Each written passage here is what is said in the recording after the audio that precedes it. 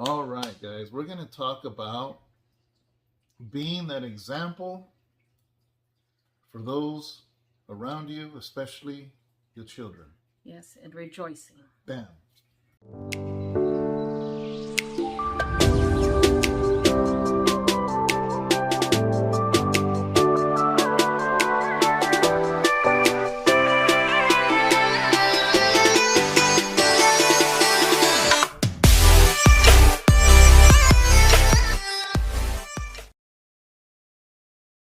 Good morning. Good morning, guys. Sorry. It's Tuesday night for us. Wednesday morning for you guys. Guess what that means for tonight? Bible study day. Bible study. And youth. And youths. Youth. It's youth night. So while you guys come and worship all together in unity, then I get to take your youth for a little while. Yeah. Yeah, pretty cool. Amen. Amen. So guys, for those of you that are new, we do these daily devotionals Monday through Friday. We pre-record them and release them at 3 o'clock in the morning because we got many viewers in the East Coast, and that way they can get it at 6 in the morning because they're 3 hours ahead as a morning devotional. So we're gonna get right into it, right? Yeah. Besides announcing our Saturday. Yeah, so this Saturday, today is March 23rd, 2022. On this Saturday, I don't know what day it is. The 26th. The 26th, we are having our first monthly grocery food giveaway. Yes. And clothing. So we're going to be doing the fourth week of every month. Yeah.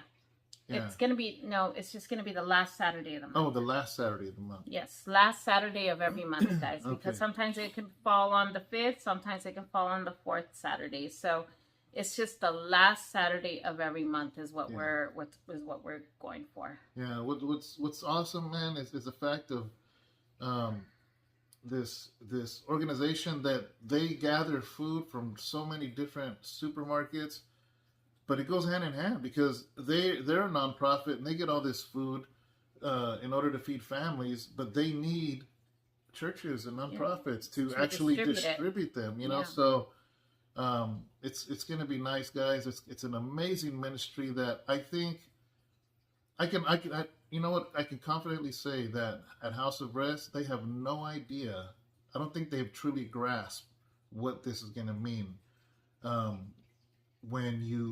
I've heard it said like this, unless you are, man, I'm going to say it wrong. What are you trying to say? I don't know what I'm trying to say. Let me try to remember, because for sure I don't remember exactly, but basically a pastor said, you are only going to be, your church is only going to be relevant in the city as much as you serve the community. Yeah. You know, and as you guys know, we are not this really super well-financed church. We started from the ground up, you know, and but we are in a position now where with this organization, we could actually start to give groceries out. There's a lot of families in need. Yeah.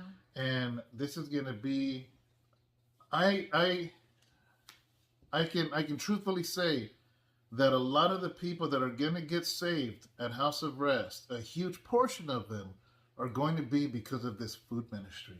Yeah. Because it's not just, they're not just going to pull up and we're just going to fill the trunk with groceries. They're going to get off the car. They're going to register. We're going to talk to them. We're going to ask them if they want prayer. We're going to share the gospel. We don't want to just like be so busy filling their trunk that we don't even get a chance to look at their face. We're going to be like, hey, you know, I'm Pastor David. This is Sharon or whoever it is. And we're just going to love on these people. And guys, you know, today we just got home from the church, guys. Of course, you know, right? Of course. 12:32. it's already past midnight. You know, I know it's a broken record. You know what? But praise God. But it's for amazing reasons, guys. You know, David was working on flyers and working on stuff, and I was working on administrative stuff. Guys, I'm really really excited about the youth and young adults and everything. And you know, I was just working on a lot of literature and stuff, and I'm excited because I'm excited because these are things that our young adults and our youth are going to be able to really truly be able to get involved with and be able to serve in these areas. And I was really reading a lot of literature and just reading and really studying ways to get our young people involved. And this is a way for them to be able to get involved, because a lot of the times they have a heart to want to serve. And these type of ministries are what helps them, you know, and gives them an opportunity, because they have so many gifts inside of them. And a lot of the times they want to give and they want to, and community service is a big one, you know, is huge. And this is an opportunity for them, guys. And I've just been trying to read on how to implement things that are going to help them to serve their community, because young people need an opportunity for them to be able to get involved. And this is a big way for them to serve, which is their community. And it helps them, guys. It helps them. I'll tell you guys one thing. I don't share a lot of these things, but I used to work, I used to be a headhunter, and I used to write resumes. I used to do resumes as you know, for a living. And I used to place people, take them out of their jobs and place them into Fortune 500 companies and stuff like that. And I love doing that, guys. But one thing that I will tell you, that a lot of our kids, a lot of people, I used to do their resumes, and when they came with no work experience, a lot of that type of experience that they come with, which is just life skills, the basic life skills, community service skills and stuff like that, that kind of stuff can actually go on a resume and help these young people get into the workforce. And they don't realize that that kind of stuff actually looks really, really good on resumes. And it's important for them to be able to get into some type of work environment. And they didn't know that. That was when I was able to do like my son's resume, when I was able to do our kids' resumes, those are the type of things that I would sit down and I would tell my kids, you know, did you realize that those type of skills, the skills that you guys acquire by doing community service or any type of stuff, those kind of things are the wonderful things that you guys can actually, that kind of bring things out and allows it to for an employer to see, and it actually elevates you to a whole new you within a work environment. And it's a beautiful thing, guys. So I encourage you as a parent to encourage your youngster and encourage your youth and your young adult to get out there and do any type of community service within your community. If you're not local here, find a local place for them to get involved and to do things. So yeah, I just wanted to say that because it's really, really important. Hey, mijo. Okay, I have a quick question, not being silly. Maybe I'm the only one that don't know what you're talking about, but headhunter, that sounds creepy. What is that? Headhunter is somebody who takes, what you do is you go out and you look for skills and people from one job, and what you do is you look at their skill sets and everything, and you pretty much talk them into going into a different position and kind of pull them out of one job and set them into a new job. Okay, because that sounded crazy. I know. So yeah, guys, we're going to do that this Saturday, and it's going to be the last Saturday of every month. Look at the way he smiles. And I truly believe that Abraham, guys, that this is going to be a huge opportunity, because it's putting us, and I know because we opened it to the church family too, because a lot of them are in need too, Yeah, in need also for absolutely, groceries. absolutely. But for those that are outside of the church coming in, that maybe they would have never came by or never did anything. And of course we evangelize. Of course we go out to the streets. Of course we go and talk to people. But this brings people, possibly 50 families and maybe 75 next month or 100 the following month, a direct, in direct contact with us. Yeah. And that's a good opportunity and a good chance to share Christ with them. Yeah. And this is why this is so key and this is so important. Yeah, and we started off with 50 families this time, guys, because we're only doing a 2-hour window. And we started out with 50 because this is our first time. And then once we see what the 50 families that we're starting out with, once we see how it goes this time, then we'll know a better number for next month. And then next month we'll be able to bring it up a little bit more, and then we'll go to 75, and then we'll bring it up more. We need to for the following month after that.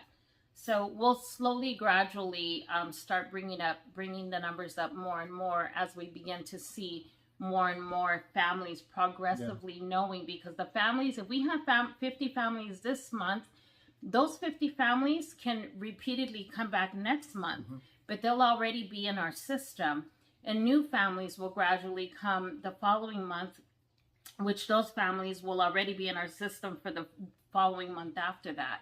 So guys, we're really excited about this. Yeah. So anyways, guys, I want to get right into the scripture because it has to do with something that happened today, but I wanted to get into the scripture first. Yeah. And I'm glad that Abraham's here to kind of hear about it. So. Well, before we used to get the cat that would sit here. And I noticed lately he keeps creeping down here. So Abraham is taking place of the cat now. Place of the cat. Yeah. Because the cat. He called you a cat. Because the cat went to one of our families that watches this. Anyways, I forgot what verse it is. Okay, so we're in Proverbs 22, and we're going to verse 6. Yeah. Really quick, well-known verse.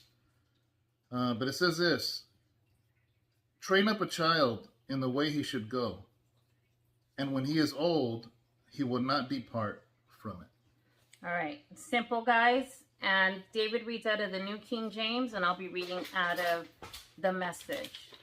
It says, point your kids in the right direction, and when they are old, they won't be lost. Yeah. Oh, that's quick. Yeah, simple. So, I want to, this is a really key and important verse. This is in Proverbs. This is just, a lot of the Proverbs are known as a lot of wisdom. So, it's a lot of just little bits of wisdom. To me, it's like little nuggets, Yeah. And I will say this, that me directly am a product of this verse, because my mom surrendered her life to the Lord when I was 5, my dad when I was 8. I grew up in a Christian home all my life. My grandma, my grandpa, a lot of my aunts, a lot of my uncles. I have an uncle that's a pastor, another uncle that's a pastor and a worship leader, another one that's a worship leader. So it's just Christianity and just hit my family like a flood back in the 70s. See, and I'm not, guys. I'm not a product of this environment. So, this right here is a perfect example because it says, where'd it go? Oh, point your kids in the right direction. So number one, you can't control your kids. They have their own life. They're gonna do what they want to do, whether you like it or not. You're not always gonna be there. But that's why I like how it says here. It says point them in the right direction. And I think a lot of young people today, they don't have a fighting chance because the world is already pointing them in the wrong direction.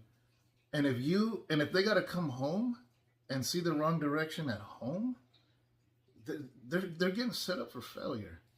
Because a lot of people say, well, I might as well just cuss and drink and do this and that because they're going to see that on the world. But here's the thing. Why are you not giving them a place to not see that at home? Well, I think a lot of the times, I hear this a lot. I hear sometimes when parents say, well, if they're going to do it out in the world, I might as well give them a safe place for them to do it. Yeah. And I'd rather them do it here with me than for them to do it out there. Yeah. I hear that a lot. Yeah.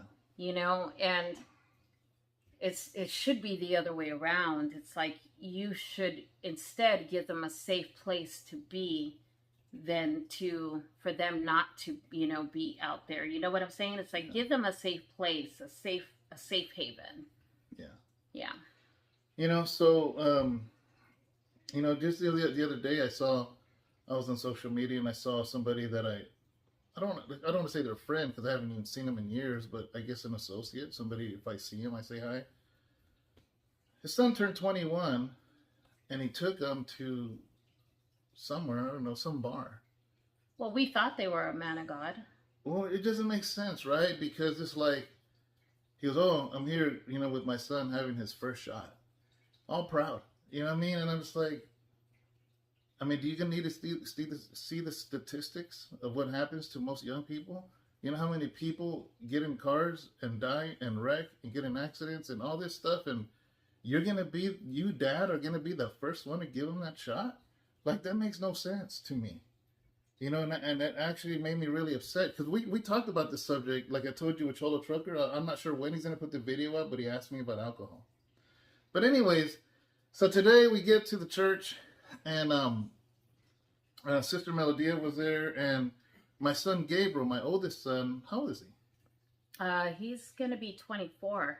He's going to be? Yeah, because he's right before Matthew. Oh, okay. So he's going to be 24. And he was getting his stereo worked on, and it was like a 5-hour wait.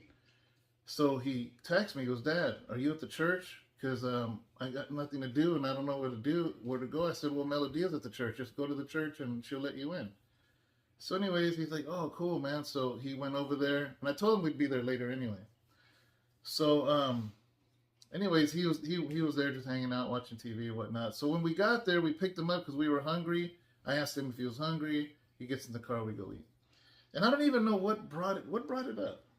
Oh, because we were on our way to pick up his car, and you brought up how the place across the street used to be a billiards place. Yeah, across where I took him back to his car because his car was finally ready, and there was an empty building. And I said, "Oh, look, Mijo," I said, "when I was younger, that used to be a pool hall." Mm-hmm. And I said, but I never went there because we were on McHenry, and this is one end, and McHenry is like the main street of Modesto. And I said, I always used to go to the other one. I said, even back in the day with my homeboys and stuff, because it was more family. And I told them because this one was more like a bar. And I was already in my 20s, probably 27, 28, 29. And I just said, I didn't like being there. The other place, they sold beer too, because a lot of my homeboys would drink. All of my homeboys would drink. I said, but over there it was a little more family, and they had sodas and nachos and stuff like that. Mm-hmm. So I said, I never, it was a pool place, but I never liked going there. Well, some people are new here, so they don't know that. You need to let them know why. It's because you've never, you need to let them know why. Yeah, so I've never drank alcohol in my life. I never tried any drugs in my entire life. People ask me, oh, it must be because you're a Christian. I'm like, I didn't become a Christian until I was 32, but I did have an alcoholic father. I did have an alcoholic brother. So everything that had to do with alcohol in my childhood was pain. It was always seeing my mom crying. It was always my brother was in jail. Another time my brother hit a pole and his car caught on fire and he was drunk. That if it was out in the middle of the country, if some rancher didn't wake up and pull my brother out, my brother would be dead right now. So much pain. My uncle in Texas, constantly drunk, and he beat his wives and he tried to beat up my grandfather. And so my whole childhood, anything to do with alcohol always was painful and violent and crying. So I grew up with a huge hatred for alcohol because I didn't like what it did. I didn't like what it did to those that I loved. So it has nothing to do with Christianity. It was just my association with alcohol. And it came to the point where I said, I have never met one person that alcohol made their life better. Not one person. and it's gone and on and on and on. It still goes to this day. There's things that have happened to our loved ones. Yeah. That if because of alcohol. So anyways, I told my son that, right? I said, yeah, I didn't like going there because it used to be more like a bar. And then he just out of nowhere, because here's the thing, my son doesn't live with me. He's my older son. All I can do is point him in the right direction. All I can do, actually more than that, all I can do is be a living example. Because my kids used to trip out that I was like a rap artist. I was a rapper and I was known and people wanted to be around me. And I didn't have to drink to be cool. I didn't have to drink to be the center of the attention. I didn't have to drink so everybody could like me. And I've always told my kids that. And he doesn't get that same example on the other side of. Yeah, on his other side of the family. So when he said something today that just blew me away. I was just like, I don't even remember how he said it. What do you remember? He just said, he says, I never want to drink and I never will. No, actually, no, that's not what he said. He says, I never will drink. He goes, I want to be just like you, Dad. No, he says, I'm like you, Dad. Yeah. And he paused. And I'm just like, what do you mean he's like me? He goes, yeah, I don't want to drink. That stuff don't interest me at all. Yeah, he says, something like that. Something like that, yeah. And it's like, honestly, I never asked. I never asked him because he'd probably say no to me, even if he did, knowing how I feel about it. So why even ask? He doesn't live with me, and he's already way past 21. So I just never bothered. I just, like, in my prayers, I just pray for my kids, and he just like, yeah, I'm like you, Dad. And I'm just like, that's crazy. It's crazy the fact of, what that meant to me. Because he didn't say, oh, I don't drink because of this or that. He says, I'm like you. Yeah. And that let me know that I was an example. I was an example to him, and man, that and just... he waited for him to get out of the car and shut the door, and he says, is it weird that I just want to yell and yell for joy right now? I see, that's one of the greatest things I've ever heard my kids say to me. Yeah. And it just made me want to talk about it, and this thing is point your kids in the right direction. Let me say this too, though, okay, is that we're in no way trying to say that our kids are perfect. Mm-mm. Because I know some people, some of you, maybe you have your kids and they're in a bad situation.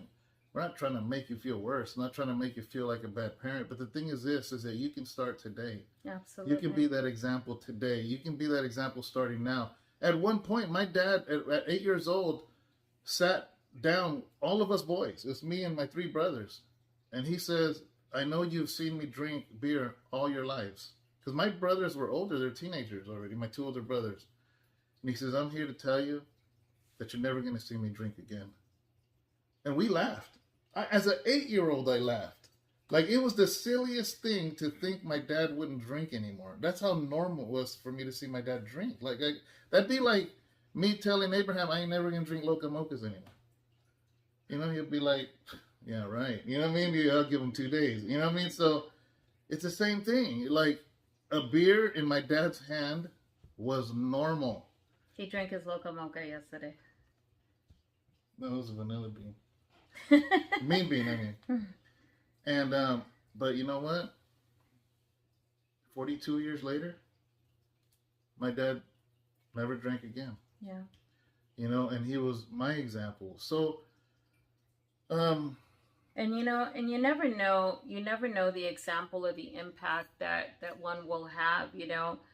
Abraham had, his real dad was pretty much an alcoholic and fell into drugs very, very heavy. And that was his real father, and that was the example he had as a father. But here now he has his stepdad who has given him an example of a father who lives a life of no drugs and no alcohol, and what he told you on Father's Day, he says, the life that you live at home is a life you live everywhere, and he's never never been able to see that, and that meant a lot to him. And I think he said that with all sincerity to you, because he just felt like he's never had that example of a man of God. And that was a big deal to him because he's never had that, and I think that you have that closeness to him, that he's been able to see what it is for a true man of God to lead by example, and it's unfortunate because I think every single one of them are going to be different, because they all grow and live their own lives, and they're all going to make their own choices, Yeah, I mean, I can't say the alcohol thing for all my kids. They live their lives, they're adults, except Aaliyah, she's still under 21, but this is what we hope for them. Yeah, absolutely. And this is what we want for them. And the thing is this, right? I will say this, though, with confidence, is that regardless of how these kids are, they're not even close to what I was. And I'm just thankful. Yeah. I'm so thankful because there's so many generational, like the grandpa was a gangbanger, so now the dad's a gangbanger, so now the kids are gangbangers and this and that. And I thank God that that our kids didn't get pulled into that, because there's a lot of death out there, man. There's a lot. Sometimes I think they're naive to it, but I think that's a good thing, but it was just like, I don't think they understand the way it was in the 80s and 90s. It was like a Wild West out here, and I'm just glad of that, because they work, they have jobs, and they're building up their credit, and the stuff that was the last thing on my mind in my teens and my 20s.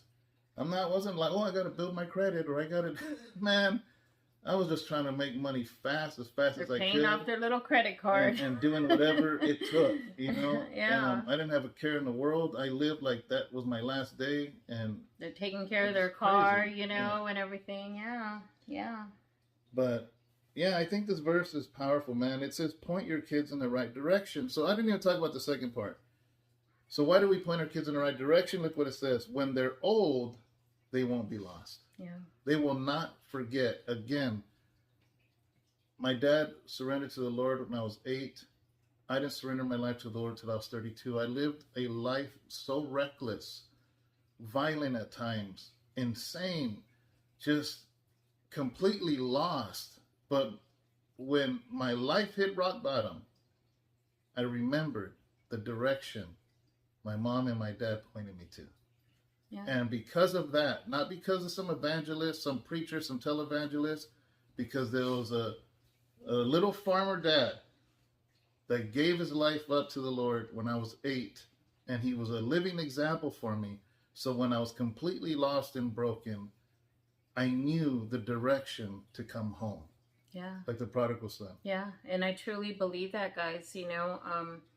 I raised my kids, and when I was literally 16 years old and I walked into that church, my kids were really, really little. They grew up sleeping under the church chairs, and man, that was my place of refuge and everything. And my kids kind of grew up being in church. They were really, really little, and that was their place, their home, pretty much, always being in church, always, being, with worship and praise and everything. And they grew up always being the church kids, and, as teenagers and as young adults, they kind of, went their own way after, once they were over 18 and stuff.